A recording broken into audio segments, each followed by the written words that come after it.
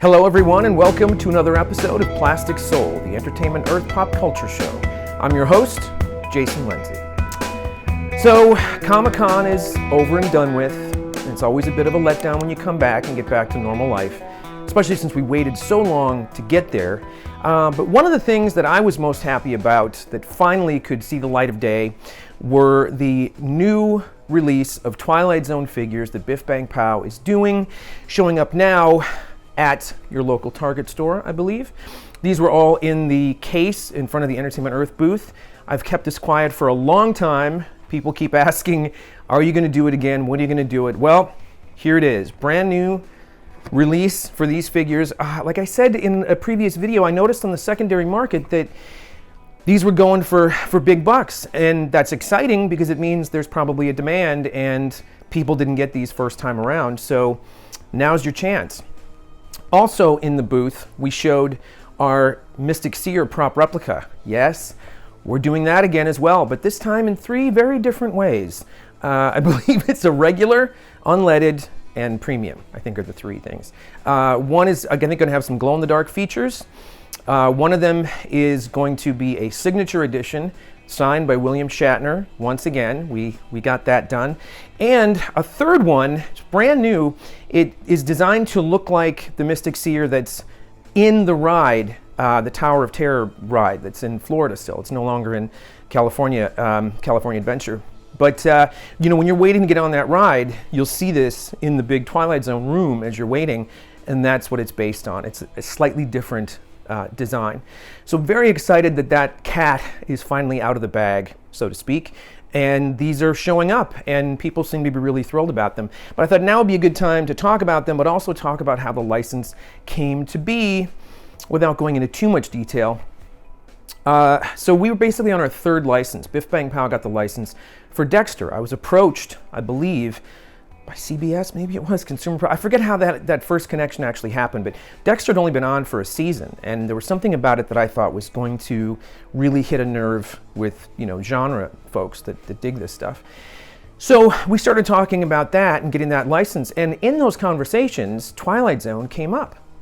And so, I've been a lifelong fan of the show. Rod Serling is one of my heroes, and one of the things that was exciting about getting the license at first was, for the very first time, Rod Serling's likeness was going to be included in the license. So we could make three-dimensional products based on Rod Serling's likeness. And, we would have gotten it anyway, but that was just a bonus. At the time, we only had a couple of categories. And as we moved along and started doing designs for the first couple of bobbleheads we were going to do, we started designing a Rod Serling bobblehead, with the utmost respect. It was going to be a bobblehead, but of course look just like Rod, like our human bobbleheads, looked.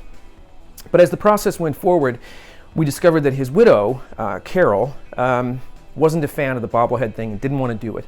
So we scrapped the plans. Then we started making a kind of a 6-inch tall stationary figure instead of bobblehead, kind of a figural thing of Rod in the fig leaf pose.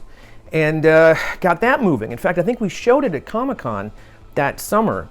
And then got word down the road that wasn't really going to work for Carol and the family. So we couldn't do that either, even though we had it in the deal. But we don't want to make a fuss and move on. But with that, and in those conversations, is when I started to say, well, if we're losing this, we really should get a couple more categories, which then opened it up to action figures. And I honestly thought the 8-inch figures, maybe we were going to get like 4 or 5 creatures out of the thing. That's all I expected.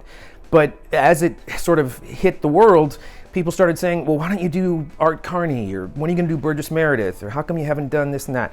And so that kind of kept opening doors. And then eventually we did the 4-inch figures, which are now coming back out. So we did bobbleheads, we did 8-inch figures, we did 4-inch figures, we did some prop replicas, Talkie Tina, the Mystic Seer, some drinkware, some tins, all kinds of things. But the question I get asked more than any in all these years, people that don't know me ask it, people that know me and what a fan I am and know how much I love the show, it's kind of an obvious question, but it's an obvious answer. They say, when are you going to do Rod Serling?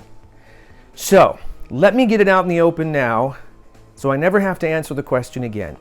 Do you really think that if we could do Rod Serling, we wouldn't have done it by now. I love that man so much and all of his work. I think he's one of the few true geniuses in television. It's the first thing we wanted to do. The problem now is it's probably never going to happen. It's too lengthy to go into, but there are complications within complications, family complications, etc. And it's just, I think, a near impossibility to get that likeness sorted out now, which is a shame because I know there are millions of people that would love Rod Serling in any kind of action figure form or three-dimensional form. And even just down at Comic-Con, someone showed me right out of their pocket a little Rod Serling sculpted head for 8-inch figures. So plenty of people are making them. It's just a shame that we won't be able to. But there you go. There's a little background on Twilight Zone, how it all came to be, how one sort of drawback led to, lemonade, if you will. And now here we are all these years later putting out a brand new run of Twilight Zone action figures, showing up at Target stores right now, I believe. Hope you like them, hope you get them. Who knows what'll come next? We did plenty of characters. Maybe we could keep going with this. I thought you'd enjoy that. Please let us know what you think. Hit like and subscribe and let me know. Are you a fan of Twilight Zone? Are you a fan of Rod Serling? Are you a fan of Twilight Zone the movie? Or are you kind of more of an Outer Limits person? Again, no wrong answers. Let us know in the comments, and please be sure to sign up for the Entertainment Earth email newsletter to stay up to date on all of your pop culture needs. They won't let you down. Time to rip these babies open. Here we go again. Thanks, everyone. See you in another dimension.